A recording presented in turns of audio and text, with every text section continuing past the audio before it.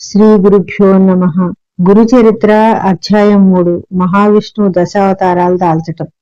శ్రీ నృసింహ సరస్వతి శిష్యుడైనటువంటి సిద్ధపురుషుని ద్వారా దీపకుని గురుభక్తి గురించి తెలుసుకున్న నామధారకుడు ఆశ్చర్యపోయి, గురువుని మించిన దైవం మరొకడు లేడనే విశ్వాసంతో ఎవరైతే గురు సేవ చేస్తారో అటువంటి వాడికి ఇహపరలోకాల్లో సుఖాలు కలుగుతాయనే విషయాన్ని గురువు ద్వారా వింటాడు.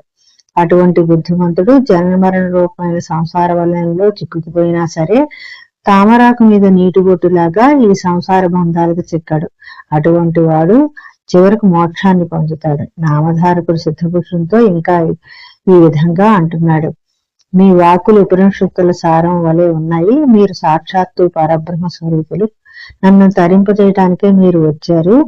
మీరు నిజస్వరూపాన్ని, మీరు ఎక్కడుండేది కూడా నాకు తెలియచేయమని ప్రార్థిస్తున్నాను అంటాడు. అప్పుడు సిద్ధపురుషుడు, నేను సన్యాసిని అవటం వల్ల నేను ఒక చోట ఏమి ఉండను. మా గురుదేవులు నామ సంకీర్తన ఎక్కడెక్కడ జరుగుతుందో అక్కడక్కడ నేను వెళుతూ ఉంటాను. మా గురుదేవుల చరిత్ర నేను మర్చిపోకుండా వినయపూర్వకంగా అన్ని వేళ పారాయణ చేస్తుంటాను. ఎందుకంటే గురు చరిత్రను ఎవరైతే భక్తి శ్రద్ధలతో పారాయణ చేస్తారో వారికి భక్తికి లోటు ఉండదు. మోక్షాన్ని ప్రసాదించే గ్రంథాల్లో ఈ గ్రంథం ఒకటి. గురు చరిత్ర పారాయణ సాధకుడికి సమస్త కోరికలను తీరుస్తుంది, ధనలాభాల్ని ఇస్తుంది అని చెప్తాడు. అప్పుడు నామధారకుడు గురు చరిత్ర గురించి పూర్తిగా తెలుసుకోవాలని నాకు ఉన్నదని చెప్పి అది తెలియచేయాలని చెప్పేసి యోగీశ్వరుణ్ణి ప్రార్థించి అతని పాదాల మీద వాలిపోతాడు.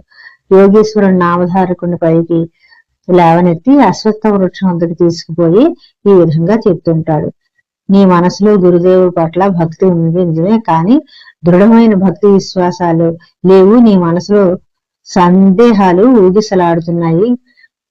దృఢమైన భక్తి ఉంటే తప్ప అవేవి మనం తెలుసుకోలేము అంటాడు. అప్పుడు నామధారకుడు ఈ విధంగా అంటాడు: గురుదేవ, మాయామోహితుడైనటువంటి నేను అజ్ఞానిని. గురువు యొక్క పాదసేవ చేసుకోవాలని ఆసక్తి కలిగిన వాడిని. ఎలాగైనా సరే మీరే నన్ను ఉద్ధరించాలి అని చెప్పి శరణు వేడతాడు. అప్పుడు గురువు అంటే ఎవరనుకున్నావు? పరమదయని కలిగిన వాడే గురుడు. అటువంటి కరుణామూర్తి యొక్క పాదపద్మాలను నమ్ముకుని సేవించిన వాళ్ళకి సిద్ధించనవంటూ ఏవీ ఉండవు. గురువుని నమ్ముకొని ఆయన సేవలు చేసినటువంటి వాడికి ఎటువంటి ఆపదలు రావు. అతని కోరికలన్నీ తీరతాయి. కామధేనువు కల్పవృక్షము కొన్ని కోరికలే తీరుస్తుంది, కానీ గురువు సర్వవేళలా శిష్యుల్ని కాపాడుతూ ఉంటాడు అని చెప్తాడు. అప్పుడు నామధారకుడు అంటాడు: నాకు నీ దయ వల్ల నా సందేహాలన్నీ తీరిపోయాయి. ఇంకా నన్ను సందేహం పీడిస్తోంది. శ్రీ గురువులు రూపనామ గుణరహితులు కదా. మానవులు కఠిన తపస్సులు ఆచరించి రూప గుణనామ రహితులైన శ్రీ గురుదేవులు యందు లీనమై బ్రహ్మానంద స్థితిని పొందుతూ ఉంటే శ్రీ గురుదేవులు మళ్లీ సగుణ రూపాన్ని ఎందుకు దాలుస్తున్నారో నాకు అర్థం కావటం లేదు అంటాడు. సిద్ధపురుషుడు నామధారకుడు చెప్తున్నాడు: నాయన, శ్రీ గురుదేవులు నిర్గుణ పరబ్రహ్మ స్వరూపమై ఉండి కూడా సగుణ రూపాన్ని ఎందుకు దాలుస్తున్నారంటే కేవలం లోకాలను ఉద్ధరించడం కోసం భగవంతుడు దుష్ట శిక్షణ, శిష్ట రక్షణ కోసం అవతరిస్తారు. అందుకే వీటిని అవతార ప్రయోజనాలు అంటారు. భగవంతుడు అవతారాలు ఎత్తటానికి ఒక కారణం ఉంది, అది చెబుతాను విను అంటాడు. పూర్వకాలంలో అంబరీషుడు అనేటువంటి రాజు ఉండేవాడు. అతడు సూర్యవంశస్థుడు, గొప్ప శ్రీమన్నారాయణ భక్తుడు. రాజభోగాలు అనుభవిస్తున్నా కూడా ఏనాడు భగవంతుని యొక్క చరణాలను మరిచేటువంటి వాడు కాదు. శ్రీ మహావిష్ణువుని సంతృప్తి పరచడం కోసం ఏకాదశి తిథుల్లో ఉపవాసం చేస్తూ ద్వాదశి వ్రతాలని ఆచరిస్తూ ఉండేవాడు. ఇలా ఉండగా ఒక ద్వాదశి రోజు నాడు దుర్వాస మహాముని అంబరీషుడి ఇంటికి అతిథిగా వస్తాడు. రోజు ద్వాదశి తిథి కేవలం ఒక గడియ మాత్రమే ఉంటుంది. దుర్వాసుడు స్నానం చేయటానికి నదికి వెళ్తాడు. ద్వాదశి ఘడియలు దాటిపోతున్నాయి. అతిథిగా వచ్చినటువంటి దూర్వాస మహర్షి మాత్రం ఎంతకీ తిరిగి రావటం లేదు. ద్వాదశి వ్రతాన్ని ఆచరిస్తున్న అంబరీషుడు ఆ ఘడియలు దాటిపోక ముందే భుజించాలి. మళ్లీ అతిథిని వదిలిపెట్టి అతడొక్కడే భుజించటానికి అతనికి మనసొప్పటం లేదు. ఏం చెయ్యాలో అంబరీషుడికి తోచక విష్ణుమూర్తిని శరణు వేడుతాడు. వెంటనే శ్రీ మహావిష్ణువు వ్రతభంగం కాకుండా ఒక చక్కని ఆలోచనని అంబరీషుడికి స్ఫురింపచేస్తాడు. అతిథిని వదిలి భుజించకుండాను వ్రతదీక్ష సడలకుండాను అంబరీషుడు మంచినీటిని సేవిస్తాడు. ఈలోగా దూర్వాసుడు నదిలో స్నానాన్ని జపతపాల్ని ముగించుకొని తిరిగి వస్తాడు. అసలే దూర్వాసుడు మహాకోపిష్టి. అంబరీషుడు తనను విడిచి మంచినీటిని సేవించడం కూడా సహించలేకపోయాడు. దాని అవమానంగా భావించాడు. కన్నుల నుండి నిప్పురవ్వలను రాల్చాడు. చేత ఉదకాన్ని పట్టుకొని అంబరీషుడిని మత్స్య వరాహ నారసింహ మొదలైన నీచ జన్మాలను 10 ఎత్తమని శపించబోతాడు. వైకుంఠంలో ఉన్నటువంటి విష్ణుమూర్తి కదులుతాడు.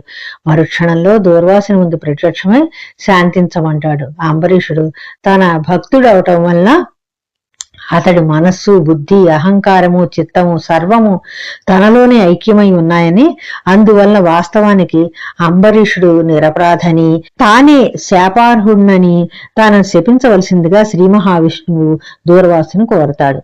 శ్రీ మహావిష్ణువు ఏదో లీలను చేస్తున్నాడని దూర్వాసుడు గ్రహించి ఒక్కసారి దివ్య దృష్టితో భవిష్యత్తును పరికిస్తాడు.